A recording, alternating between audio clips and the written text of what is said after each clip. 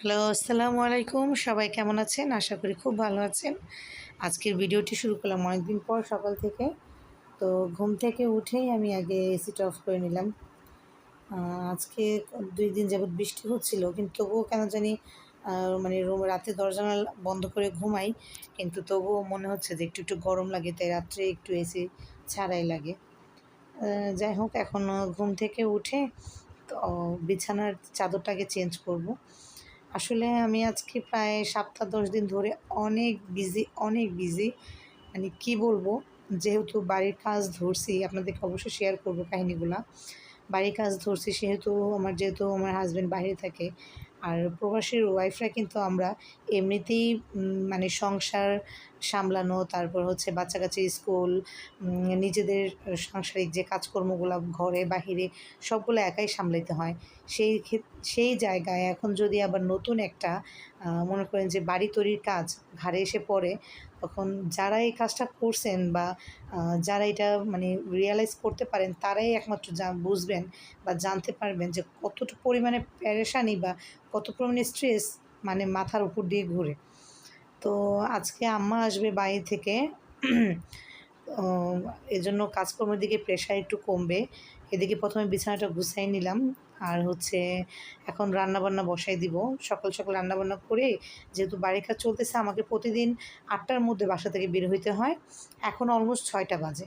৮ টার মধ্যে বাসা থেকে বের হয়ে হচ্ছে আমি যেতে হয় আমার জায়গায়, প্লটে যেখানে কাজ চলতেছে সেখানে গিয়ে আমি আগে মিস্ত্রিদের সাথে অবশ্যই থাকতে হয়। বাড়ির একটা কাজ তো এরকম করে কন্ট্রাক্টরদের উপর, ইঞ্জিনিয়ারের উপর ছেড়ে দেওয়া হয় না। ওদের সাথে থাকতে হয়। তো যাই, হয়তো তারপর আমি লাঞ্চের টাইমে আসি, এসে খাওয়া-দাওয়া করে আবার আমি ২টা ২:৩০টার দিকে চলে যাই। আস্তে আমার সন্ধ্যা ৭টা ৮টাও বাজে। তো এরকম প্রেশারের মধ্যে আছে। এর মধ্যে হচ্ছে বাচ্চাদেরকে স্কুলে নেওয়া, আনা, ওদের খাওয়া-দাওয়া আমি একা আর পেরে উঠতেছি না। আম্মাকে বলছি গ্রাম থেকে আসার জন্য। তো আম্মা আজকে চলে আসবে। হয়তোবা মা আসলে আমার রান্নাবান্নার এই চাপটা একটু কমবে। আমি একটু রিল্যাক্স থাকতে পারবো সকালটা। কারণ সারাদিন কাজকর্ম করে আসার পর রাত্রে বাচ্চাদেরকে লেখাপড়া করানো, আবার হচ্ছে সকালবেলা খুব ভোরে ঘুম থেকে উঠে রান্নাবান্না শেষ করে আবার এই কাজের মধ্যে যাওয়া। মানে কি বলবো, ২-২.৫ মাস হচ্ছে আমি ইলেকট্রিক আর ওয়াশার অফিসে দৌড়াইছি। তারপর এখনও আমার ঝামেলা কাটে নাই। ঝামেলা কাটতে আমার কিছু সমস্যা ছিল। ইনশাআল্লাহ আশা করি ২ দিনের মধ্যে হয়ে যাবে। তার মধ্যে ওয়াশার লাইন নিয়ে বিশাল বড় এক ঝামেলা হয়েছে। সেটাও আমি আপনাদের সাথে আজকে শেয়ার করব। আ ঝামেলাটা হচ্ছে, আমি আপনাদেরকে দেখাবো।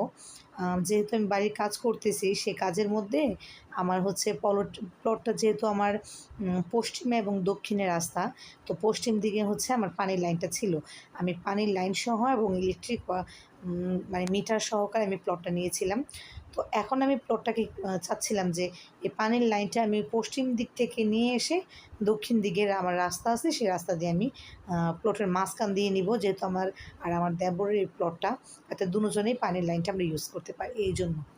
তো এই জায়গাটা যখন আমরা ৪ বছর আগে নেই, তখন এটা প্রায় রাস্তাটা আরকি একদম ডোবা নালার মধ্যে ছিল। প্রায় ১০ ফুট গভীর ছিল। তো আমরা ১ম এ এখানে প্রায় ৬ থেকে ৭ ফিট উঁচু বাউন্ডারি দিয়েছিলাম। এখন সে সবটা বাউন্ডারি মাটির নিচে। তাহলে বুঝতে পারতেছেন, নতুন করে আবার ৬ ফিট করছি, ওইটা হচ্ছে আমাদের মাথার সমান। আর আগে যে ৬ থেকে ৭ ফিট করছি আরকি দেয়াল, সেটা সবটাই হচ্ছে মাটির নিচে চলে গেছে। তাহলে কতটুকু উঁচা হইছে আমার রাস্তা। তো যেহেতু আমার এখানে মানে কেউ নাই, আমি সবকিছু একা করতেছি। মানে এর কাছ থেকে পরামর্শ নেই, ওর কাছ থেকে পরামর্শ নেই। নিজে কিছুটা বুঝি, হাসব্যান্ড কিছুটা বোঝায়। এরকম করেই হচ্ছে আমি বাড়ির কাজটা করতেছি। আর সত্যি কথা বলতে, এর আগে আমার বাড়ি করার প্রতি মানে কোনো এক্সপেরিয়েন্স নাই। হ্যাঁ? তো বাড়িতে আম্মা ঘর তুলছে, কিন্তু আম্মাটা তো আর শহর এলাকার, গ্রামের মধ্যে কিন্তু অনেক তফাৎ। তো যাই হোক, আ তো আমি মাটি কাটলাম। আমি প্রায় ৯ থেকে ১০ ফুট গভীরে গেলাম। আমার পুরোনো পানির লাইনটা আমি কেটে পশ্চিম দিক থেকে বের করে আমি দক্ষিণ দিক দিয়ে নিয়ে যাবো। মাটি ১ ফুট করে কাটবো দিক দিয়ে। আর হচ্ছে যেখানে আমার পানির লাইনটা, সেটা একদম আমার ৯ থেকে ১০ ফুট গভীরে। তো সেটাকে আমি বের করব। তো সেটা করার জন্য প্রায় আমার ২ থেকে ৩ দিন লেগে গেছে, যেহেতু বৃষ্টি ছিল অনেক। তো কে যেন মানে এই জিনিসটা বলতে পারবো না। হয়তোবা আশেপাশের লোক থাকে না, এরকম ওদের সোর্সই থাকে। সিটি কর্পোরেশন অফিসে ওদেরকে জানাই দেওয়া হয়েছে আমি রাস্তা কেটে হচ্ছে পানির লাইন করতেছি, আর ২ থেকে ৩ দিন আমি রাস্তা কেটে রাখছি। তো আমি দুপুরে হচ্ছে এর আগের দিন আমি যেদিন ভিডিওটা করতেছি তার আগের দিন আমি হচ্ছে অফিস মানে দুপুরে লাঞ্চের টাইমে আমি হচ্ছে আসলাম। আসার পরে বাসায় এসে শুধু বোরখাটা করলাম। এর মধ্যে কল আসলো কি আমার জায়গার মধ্যে সিটি কর্পোরেশনের ইন্সপেক্টর আসছে সিটি কর্পোরেশন থেকে, তো আমাকে যেতে হবে। তো আমি দৌড়ে গেলাম যে কী সমস্যা। উনি আমাকে দেখা মাত্র উনি বুঝতে পারছে যেহেতু আমি মহিলা মানুষ, আমার সাথে কথা বলার জন্য এখানে কোনো পুরুষ মানুষ নাই, সেহেতু উনি আমাকে বলতেছে, আপনি এত বড় একটা রাস্তা আপনি 10 ফিট গভীর করে কেটে রাখছেন, আপনি সিটি কর্পোরেশন থেকে পারমিশন নিছেন?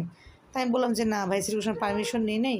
এর আগে আমি 2-1 জন ওই যে লাইনম্যান থাকে আর কি, তাদেরকে জিজ্ঞেস করছি ওয়াসার, ওরা বলছে কোনো কিছু লাগবে না, যেহেতু এটা মাটির রাস্তা, এটা এখনও পাকা হয় নাই, সিটি কর্পোরেশন থেকে কোনো রকমের কোনো কাজ হয় নাই, আমরা নিজেরা এটা হচ্ছে স্যানিটারি লাইন করছি, স্যানিটারির জন্য ভিতরে ফিট করছি আর কি।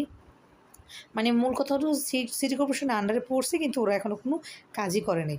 তো সেটা আমরা যেহেতু করছি তো ভাবলাম যে এটা রাস্তাঘাটে তো কোনো সমস্যা হওয়ার কথা না। তো উনি বলতেছে, না এখন আপনার নামে মামলা হবে, 3 থেকে 4টা মামলা দিব। আপনার আমাদেরকে ইনফর্ম করেন নাই, কোনো পারমিশন নেন নাই।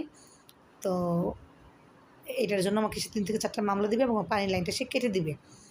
তো এই ভয় পেয়ে হচ্ছে আমি ওনাকে বললাম যে, "ভাইয়া এখন আমি কী করতে পারি?" কারণ জানি ওরা টুকিটাকি ঘুষ-টুস খাইলে ঠিক হয়ে যায়।